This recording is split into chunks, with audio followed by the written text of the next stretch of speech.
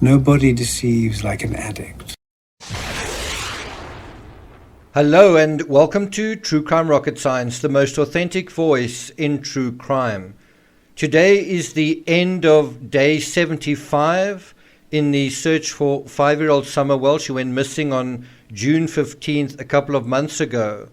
This episode is part 6 in the ongoing analysis of the Sermon on the Mount, and it's also the penultimate episode in the series.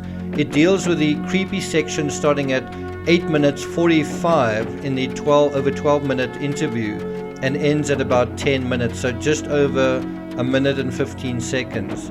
As with most sections, Don does most of the talking, occasionally with Candace interrupting or trying to interrupt. I will be providing audio clips of the pertinent sections. I've highlighted 8 in this episode. There's also been a little bit of news from the TBI. I'll put a link to that in the description.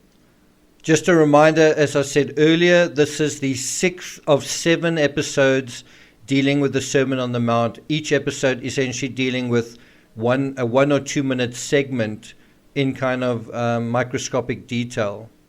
So before we get to today's episode, if you haven't subscribed to the channel, please do. You can click on the light blue icon on the bottom right of your screen, like, share, leave a comment, and let's get started. I just never expected for anyone to get a hold of my heart like she has, because I try to guard my heart as much as I can, but she holds my heart in her little hands, and I love her with all my heart. There's some interesting words.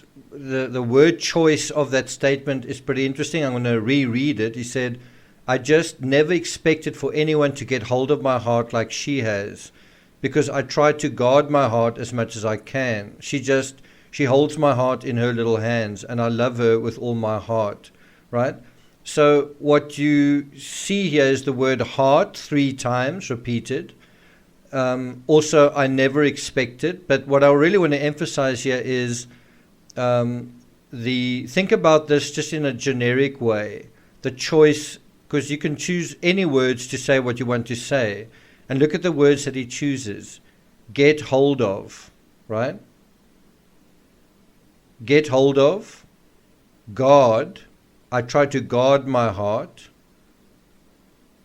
And then holds my heart in her little hands. Now, given some of the allegations against Don, we can go into certain areas. I think you know what we're talking about. I'm not going to do that here. Instead, I'm just going to make a point that when Don is saying how much he loves his daughter, Candace doesn't say anything. And if you compare that to when they're talking about Robin, how enthusiastic they both are about how much Summer loved Robin.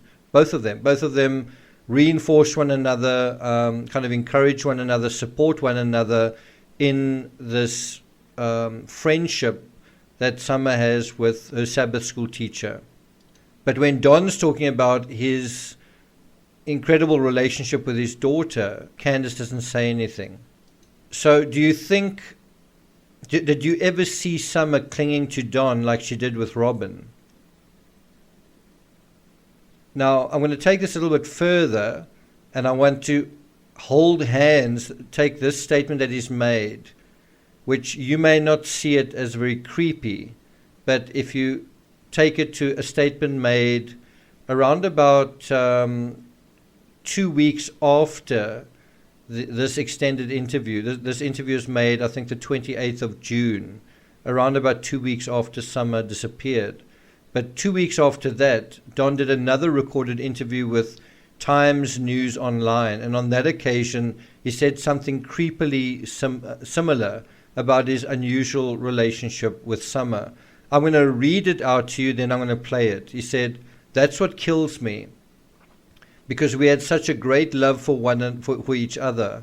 She loved me, and I don't know why. I've never had anyone love me that much in my life, and it's been awesome, between me and her. And so it's killed me since she's been gone."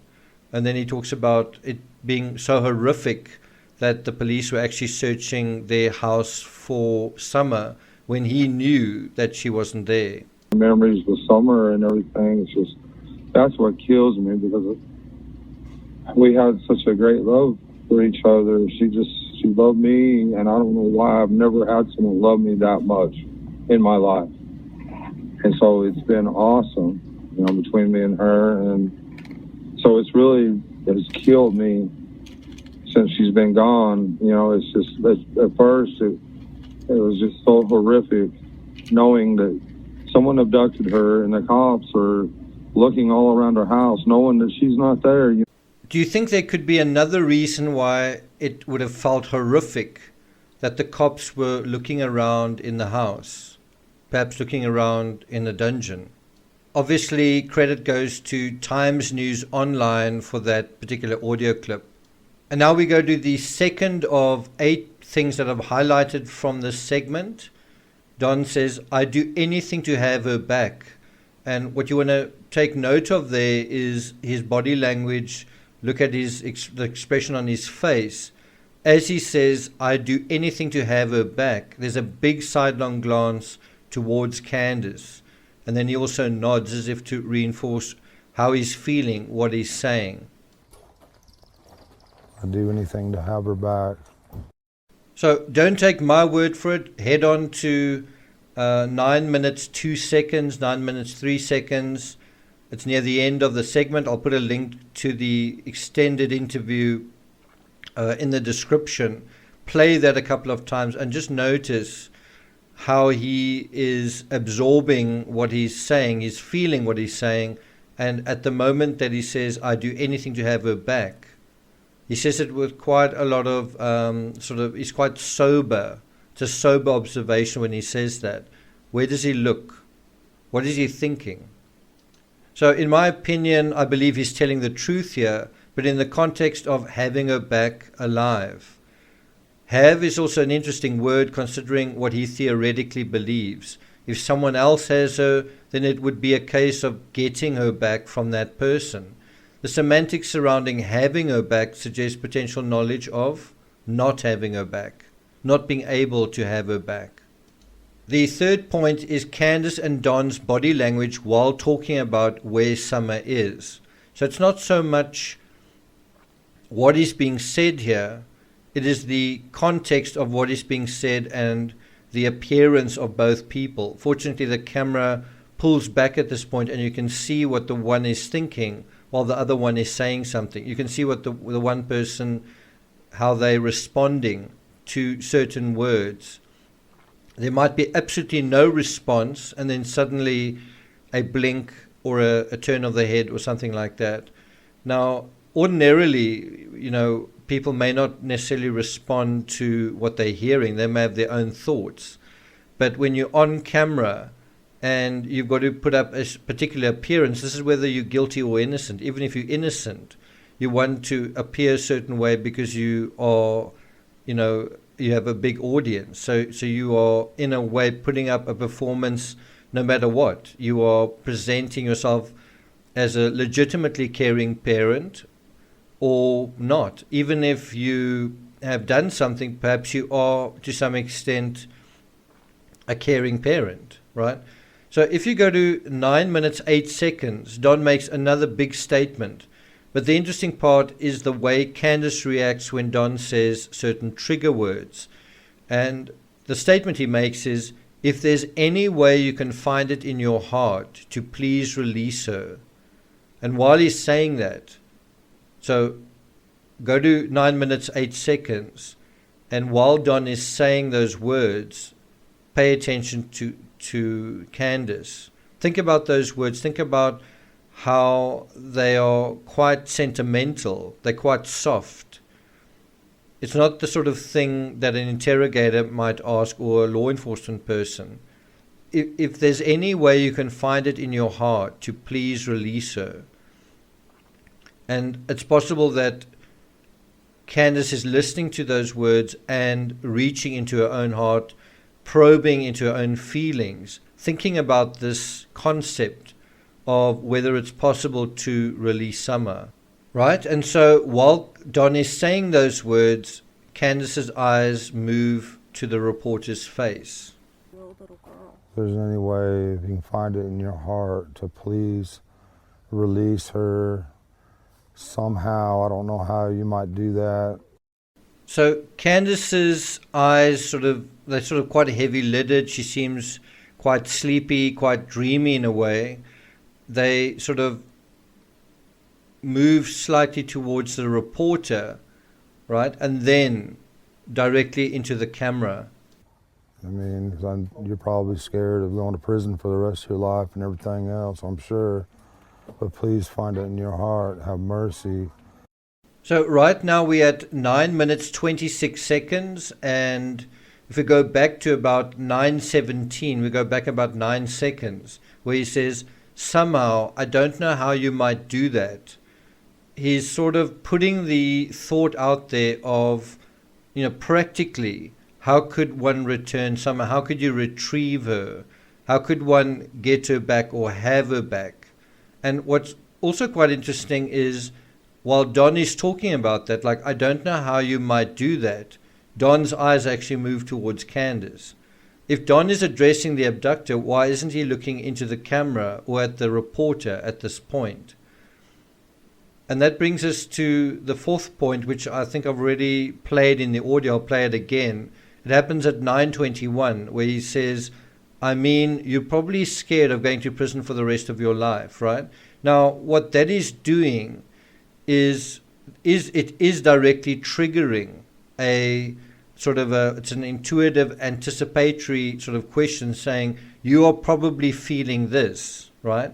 But the words themselves are going to create a certain awareness. Just hearing those words are going to take the thoughts in a particular direction. Does that make sense? So that's number 4. I mean, 'cause you're probably scared of going to prison for the rest of your life and everything else, I'm sure. So it's important to note that Candace is blank mostly beside Don while he's talking.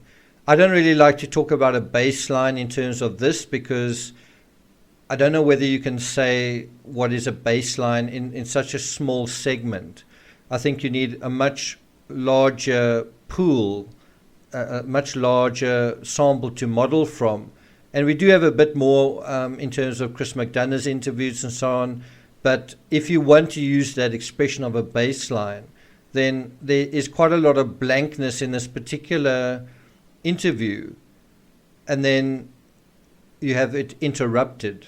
So, for example, in terms of this blankness, this sort of nothing happening, Candace hardly blinks at all. She also hardly moves. But when she does blink, it's a long, slow one. I'm talking about at this point. When she does blink, it's a long, slow blink, a shutting out of an accusing audience potentially. And it happens the moment, that's at exactly 9:21, following Don saying going to prison. I also think it's interesting to juxtapose the Sermon on the Mount with the Sermon in the Forest. If you notice the way Candace blinks infrequently, slowly, with the way Barry blinked frequently, quickly, it's just quite interesting to notice how people can be quite different. I also want to bring up a really interesting point that was brought up by one of the patrons on Patreon, just talking about an article regarding I think it was a prison guard in the Broadmoor prison in the UK, was talking about her experience with prisoners. I'm not actually sure if it's a he or a she, but the point that was made was that over many, many years, this person had gotten the impression from all of these criminals that when they committed their crimes, they were actually kind of in a daydream-like state. They were sort of in a dream. And the word dream is actually brought up by Don as well. It's also brought up by Chris Watts, where he says, I was in a nightmare that I couldn't wake up from. I think Barry Morphy also talks about it. And that is literally what happens is you're in a daydream-like state. And according to this prison guard said, when the person commits the offense during the incident, there's a scream that almost wakes them up out of this fugue, this fog that they've been in. They're sort of in this strange sort of entitled place where they're in almost a fantasy world, and then reality intrudes when, for example, a person screams, when something happens that interrupts this state of not being fully in contact with reality. And so I think when Don talks about this thing of you're probably scared of going to prison, I think it in a way wakes Candace up right next to him. So in a way, and it's something you can play a couple of times, it's sort of at the 9-minute 21-second mark. She first of all, her eyes close as though she's absorbing the portent, the import of what he's saying, right? She's also kind of blocking it out as if to say, don't look at me, or, this is a private moment where I need to think about this. And after her eyes close, she then turns towards him. She looks at him. Her head turns slightly towards him. And that's the other thing is, besides the not blinking, there's a blink here. There's also a slight turning of her body, which is otherwise very motionless. And it's at this point that something happens. Also, when Don speaks about it, he rocks slightly in his chair.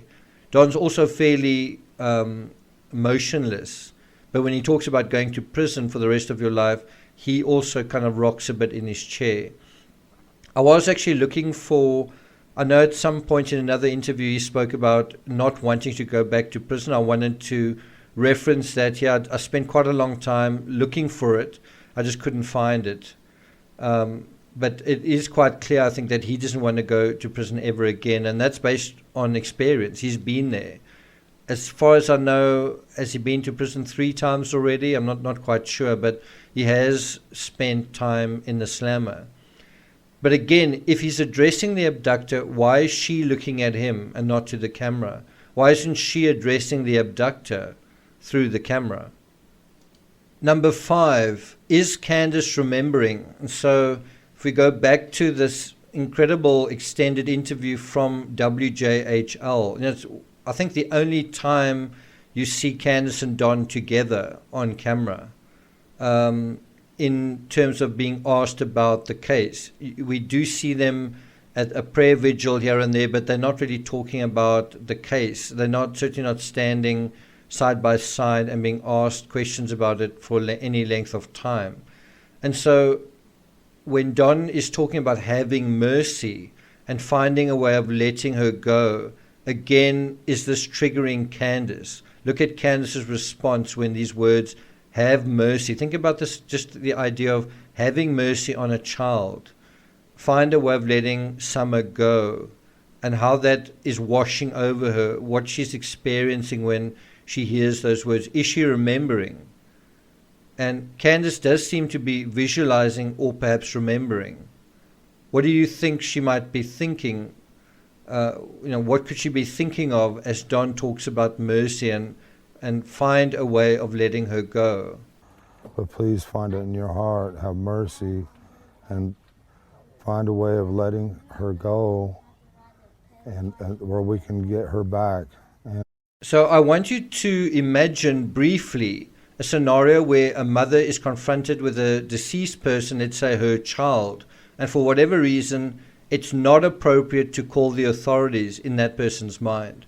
What that means is this person must undertake at short notice the equivalent of a private or secret funeral. That's traumatic, that's difficult. That may well amount to finding a way of letting her go after she's gone, if that makes sense. One can also imagine if there is inside knowledge of someone not missing, not abducted, but gone, and if this is to be hidden, then a mother might well be wrestling with this idea of finding a way of letting her go. Just think of those words, finding a way of letting her go. That brings us to point number 6, and we got to the edge of it from that clip from WJHL, where Don says he changes the reference to Summer's predicament, the situation with Summer, from having her back to getting her back. Getting her back is the more appropriate way to say it if there's an abduction, right? And so at exactly 9 minutes 30, He says, find a way of letting her go and where we can get her back. Find a way of letting her go and where we can get her back. So what's interesting between Don's "I'd do anything to have her back" statement and this one is getting her back is something he includes Candace in, using the plural we. Having her back is something he refers to in the first person. I want to have her back. We want to get her back. It does raise questions around whether one person or two or more were responsible and perhaps still are responsible in disposing of her remains. You might not see any significance in this, but look at where they're both looking and where the expressions are at exactly 9:35, while this idea, this concept, is being verbalized. So point number 7 isn't really a really big thing. It's just something that I noticed. Candace does something and it's edited out. There is quite a lot of editing going on in this. It would actually be very interesting getting the full, raw, unedited thing, even if it's half an hour or 20 minutes. But one does get the sense that it's edited anyway. And so it's difficult to say what exactly Candace does while Don describes Summer as a good spirit. He appeals to a mysterious someone out there to please not hurt her. But at the end of that, you can see something happens. I don't know whether it's, a digestive problem or something, but there's a slight moving of her torso, and then in a very brief moment, there's a sort of a weird eye roll upwards, at which point the clip edits out. And that then brings us to number 8, Don's biggest fear regarding Summer. My biggest fear is, her being tormented or locked in a dungeon or. So what is Don's biggest fear regarding Summer? My biggest fear is locked in a dungeon or basement or something. So I've kind of edited that clip just to play it as my biggest fear is that she's locked in a dungeon. And it's actually interesting that he corrects himself in a weird way, that he says, it's a dungeon or a basement, right? Dungeon is quite an interesting word. It's a word that he chooses. He doesn't say that she's in a house somewhere, he uses the word dungeon. And think about the ideas that such a word kind of conjures in one's mind, right? And I think one's got to ask the question almost rhetorically. He says, my biggest fear is that she's locked in a dungeon. Well, wasn't she?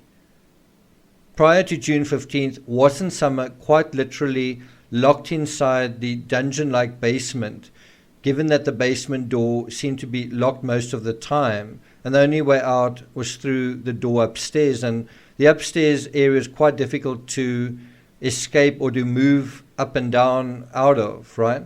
Something else that I noticed, and I went to the interview room to remind myself, just to verify, is the entrance to that dungeon, the entrance to that basement.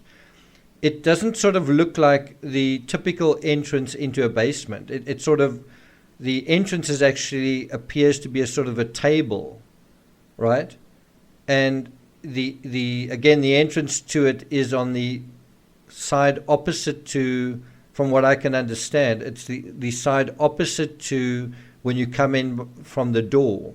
So if you didn't know there was a basement, and if you didn't know the actual layout of this house, you would have no idea that there was this kind of secret lair, the secret passageway, the secret entrance into this subterranean part of the house. You just wouldn't know that it was there, because it's not like any other place. It's not a doorway. It's kind of a hole under a table. And when Chris McDonough entered, he wasn't quite sure he'd be able to fit in there because it was quite awkward. And he sort of made a joke about it. And Candace said, well, my husband's 6 foot. If he can make it, you can. and it was sort of a difficult descent in a sort of dark stairway, a steep, dark stairway. The other thing with that entrance is it looks like one could theoretically seal it off. You could put something in front of it, and would anyone know that it was there? You know, if someone came looking for someone or looking for something, would they know to look down there? And bear in mind, this home was built by Don himself. So was that part intentional? Was it intended to have a dungeon? I can't quite find where Candace said no way in, no way out, but I do remember she did say that. But I think the question's got to be put out there. Isn't that what it was like for Summer sometimes? And I think if you juxtapose all of that, the no way in, no way out, and the dungeon, and you go back right to the beginning, to the first point raised about this unusual relationship that he had. He never expected someone like her to get hold of his heart, and his relationship with her was awesome. He never had anyone love her that much. Doesn't it sketch kind of a disturbing undertone, a kind of a shadow, a cloud moving over the sun in a way, blocking out the summer? So I see we're at 26 minutes. I'm not going to take it further than that. I will be doing a live stream probably tomorrow on day 76, and I will be talking a little bit about some of the, I didn't actually mention it in the points I highlighted from Grandma's breaking her silence. I didn't bring that up, what she says about the timeline, so I'm going to be talking about that in a live stream, and then talking also, I think, in general about the approach of the true crime community to some of these cases, how we are approaching it, perhaps how we should be approaching it, and certainly the approach of True Crime Rocket Science. Thank you for listening, and I'll see you guys next time.